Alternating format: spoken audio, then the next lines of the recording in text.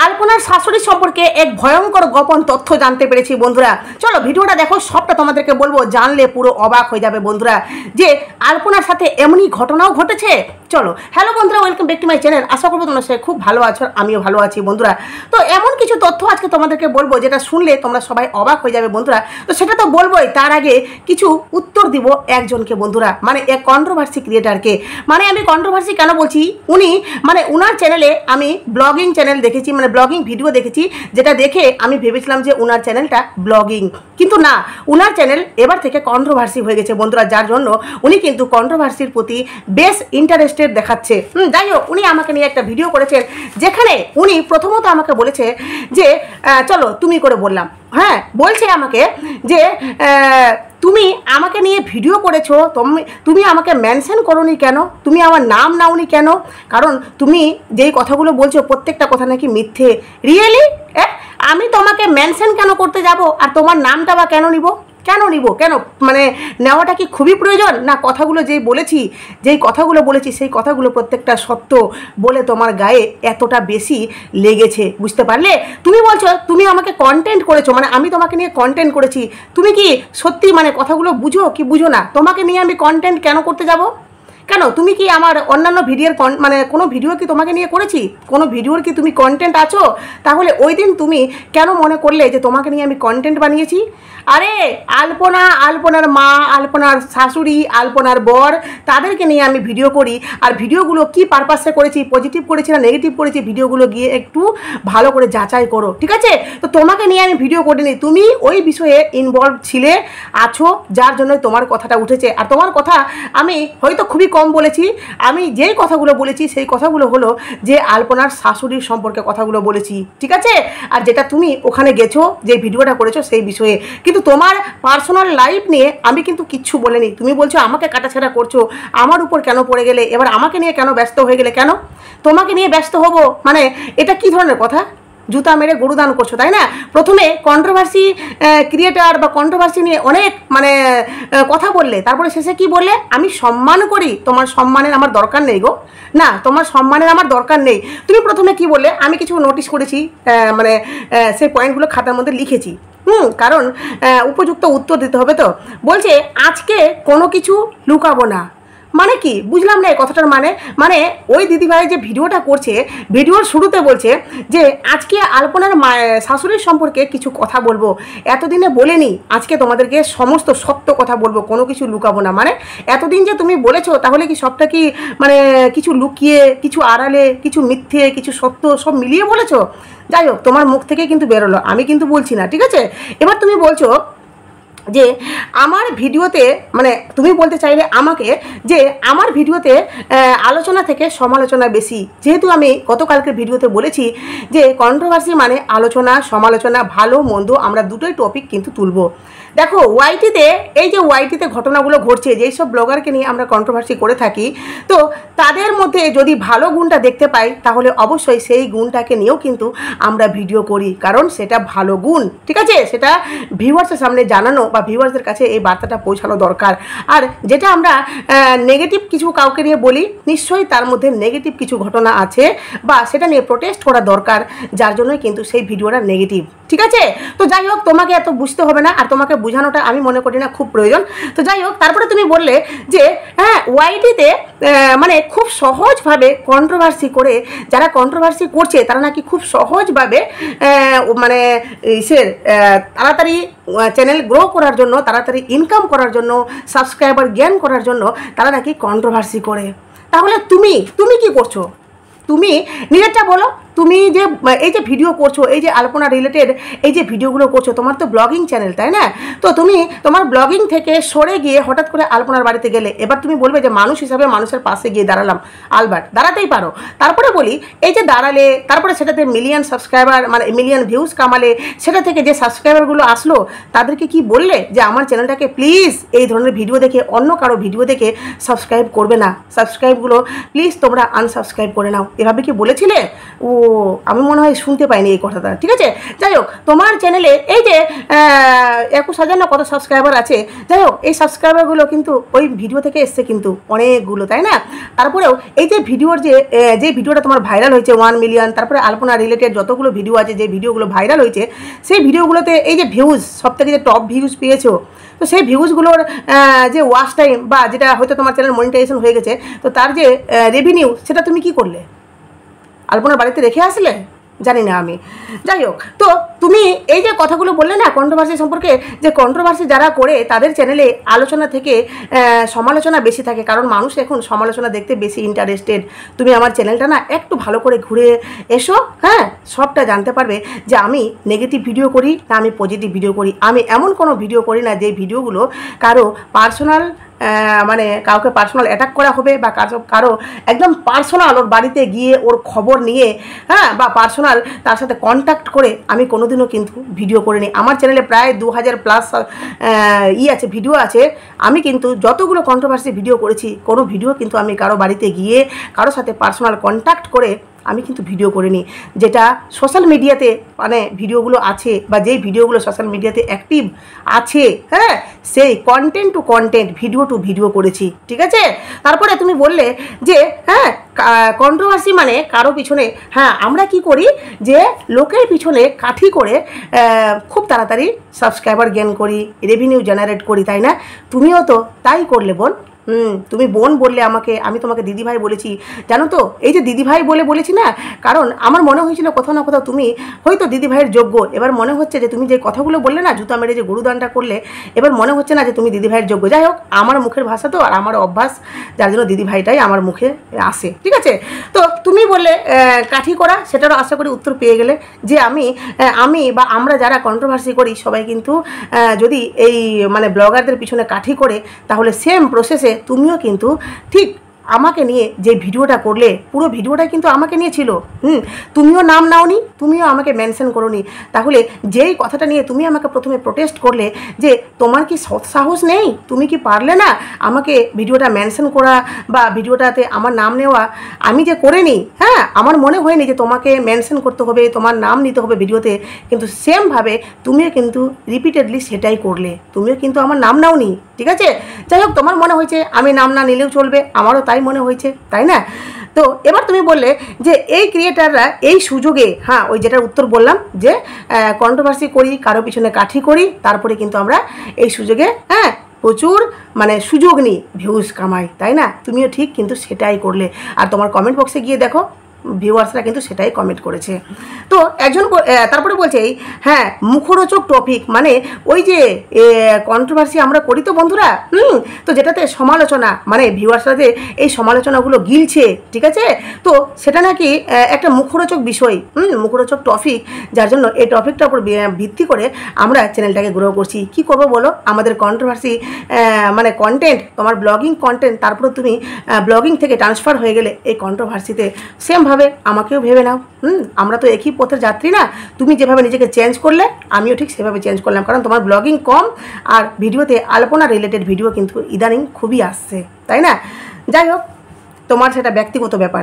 এবার বলি যে তুমি বললে আমাকে নিয়ে কন্টেন্ট করলে আমার মধ্যে নিশ্চয়ই কোনো যোগ্যতা আছে, আমি ধরেই নিতে পারি।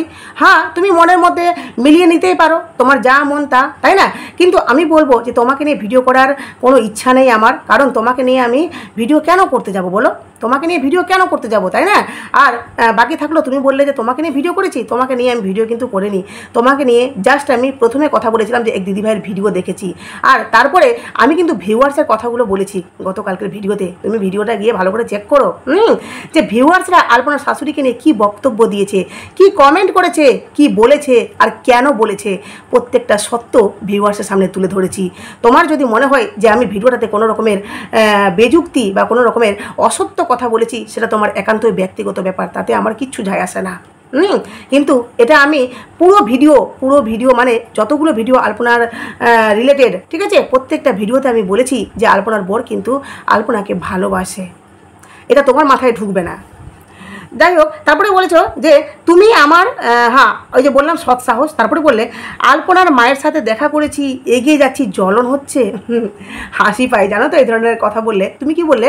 ও বুঝেছি বুঝেছি, আলপনার মায়ের সাথে যে আমি দেখা করেছি তার জন্য তোমাদের জ্বলন হচ্ছে, এই যে আমার চ্যানেলটা গ্রো হচ্ছে, এই যে আমি এগিয়ে যাচ্ছি, সেটা তো তোমাদের বুঝি, মানে আমাদের কন্ট্রোভার্সি ক্রিয়েটাররা আমাকেই ধরো, আমাকেই বললে যে আমার নাকি জ্বলন হচ্ছে। রিয়েলি তোমাকে নিয়ে আমার জ্বলন হবে কেন? তুমি আলপনার বাড়ি যাচ্ছ, সেখান থেকে মানে ভিডিও করে নিয়ে আসছো, তুমি তোমার চ্যানেলে ছাড়ছো, সেটার জন্য মিলিয়ন ভিউজ কামিয়েছো, কামাতেই পারো। তুমি তোমার টাইম ছিল বলে তুমি গেছো, তোমার কাছে তাদের অ্যাড্রেস, হ্যাঁ অ্যাড্রেসটা আমার কাছেও আছে, যাই হোক সেটা বড় কথা না, তোমার কাছে মনে হয়েছে যে না আমি ওদের বাড়ি যাব, তুমি মানুষ হিসাবে মানুষের পাশে দাঁড়িয়েছো, দাঁড়াতেই পারো, তাই না? তুমি তাদের বাড়ির কাছাকাছি, তার জন্য আলপনার শ্বশুর বাড়ি গেছো, যেতেই পারো, তাদের সাথে সম্পর্ক পাতিয়েছো, পাতাতেই পারো। আমি একজন ক্রিয়েটার, আমি জাস্ট ক্রিয়েটার টু ক্রিয়েটার একটা সম্পর্ক, বা বলতে পারো ক্রিয়েটার টু ক্রিয়েটার, আমি জাস্ট ওদের ভিডিও টু ভিডিও করেছি, হ্যাঁ। আর ক্রিয়েটার হয়ে এক ক্রিয়েটারকে নিয়ে যে কন্ট্রোভার্সি করছি, তাদেরকে নিয়ে কিছু কথা বলছি, সেটা একদম সৎ পথে সৎভাবে এই ভিডিওগুলো করে টাকা উপার্জন করছি, কোনো রকমের প্রাইভেট কন্ট্যাক্ট করে নয়, কোনো রকমের তাদের সাথে পার্সোনালি যোগাযোগ করে নয়, বা পার্সোনালি তাদের সাথে হ্যাঁ কারো মানে তাদের আশেপাশের কারো কাছ থেকে কোনো রকমের তথ্য নিব যে তাদের গ্রামের এই যে পাশের বাড়ি কার আছে, বা তাদের বাড়িতে যাওয়া, বা তাদের ফোন নাম্বারে ফোন করা, জিজ্ঞেস করবে তো কোনোদিনও ফোন করেছি? কোনো রকমের মানে সরি কথাটা রিপিট হয়ে গেল, মানে কোনো রকমের কোনো তথ্য আমি তাদের কাছ থেকে পার্সোনালি কোনো সংগ্রহ করেছি? না, কোনো কিছু সংগ্রহ করিনি, যা করেছি ভিডিও টু ভিডিও, ঠিক আছে?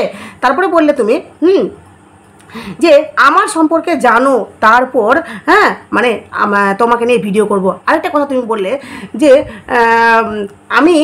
আমি যে তোমাকে বলেছি গতকালকের ভিডিওতে যে তুমি তোমার বাড়ি আর আলপনার বাড়ি হ্যাঁ মানে কত দূরের ডিস্টেন্স, বা তুমি আলপনার বাড়ি গেছো না আলপনার শ্বশুর বাড়ি গেছো, সেটা বলতে নাকি আমি 10 থেকে 15 মিনিট লাগিয়ে দিয়েছি। সত্যি তুমি ভিডিওটা দেখেছো? আমার ভিডিওটা কত মিনিটের ছিল? মানে আমার ভিডিওটা গতকালকের আমার মনে হয় 17 থেকে 18-20 মিনিটের মধ্যে মনে ভিডিওটা ছিল।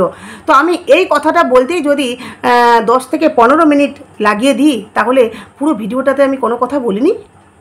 তোমার কেন এমনি মনে হলো যে আমি এই কথাটা বলতেই 10 থেকে 15 মিনিট ভাবতে ভাবতে মানে কোথায় গেছিলো তারপরে আমি ভিডিওটা করেছি? মানে কী কথাবার্তা গো তোমার, হ্যাঁ? মানুষকে ভালোই কথা বলতে পারো তাই না, জুতো মেরে, মানে কারো গায়ে পড়ে ঝগড়া করতে খুব ভালো লাগে তোমার না? তোমাকে নিয়ে এটাই আমার লাস্ট ভিডিও। তারপরে বলছো যে হ্যাঁ বললে মনোমালিন্য কি তোমার বাড়িতে হয় না বোন? এবার আসি আলপনার শাশুড়ির বিষয়ে বন্ধুরা। আলপনার শাশুড়িকে নিয়ে গতকালকে আমি যে কথাগুলো বলেছিলাম, প্রত্যেকটা কথা কিন্তু ভিউয়ার্সের কথা বন্ধুরা। আর হ্যাঁ, আমি ওই যে দিদিভাইয়ের যে ভিডিওগুলো দেখেছিলাম, যে ভিডিওতে আলপনার শাশুড়ি নিজের মুখে বলেছিল যে আমার সাথে আমার বৌমার কিন্তু কোনো দিনও কথা কাটাকাটি হয়নি, কোনো মনোমালিন্য হয়নি, খুব ভালো সম্পর্ক ছিল। আমরা ভিউয়ার্স, আমরা এই যে ক্রিয়েটার তাই না, তার আগে কিন্তু ভিউয়ার্স আমরা, এই যে আলপনার শাশুড়ি বলো, বা আলপনার মা বলো, আলপনার বর বলো, আলপনা বলো, এরা কিন্তু আমাদের কাছে খুব ভালোবাসার একটা মানুষ বলতে পারো। আলপনা কিন্তু আমাদের কাছে খুব প্রিয় একটা ক্রিয়েটার, বা খুব ভালোবাসার একটা মানুষ ছিল তাই না? এই যে মেয়েটি আজকে দুনিয়া থেকে চলে গেছে বন্ধুরা, এই যে পৃথিবী থেকে মেয়েটা সারা জীবনের মতো চলে গেছে, আমাদের মনে কি কষ্ট হচ্ছে না বলো তো? কষ্ট হচ্ছে না? যেই মেয়েটা বেঁচে থাকতে শ্বশুরবাড়িতে স্থান পেল না, যেই মেয়েটা শ্বশুরবাড়িতে কোনো রকমের সম্মান, তার মা, তার শুধুমাত্র মা না বাবা নয়, হ্যাঁ শুধুমাত্র মাকে নিয়ে শ্বশুরবাড়িতে থাকতে চেয়েছিল, কিন্তু সেখানেও মেয়েটা তার মাকে তার শ্বশুরবাড়িতে রাখতে পারলো না। এটা কি মেয়েটার মনে কষ্ট ছিল না?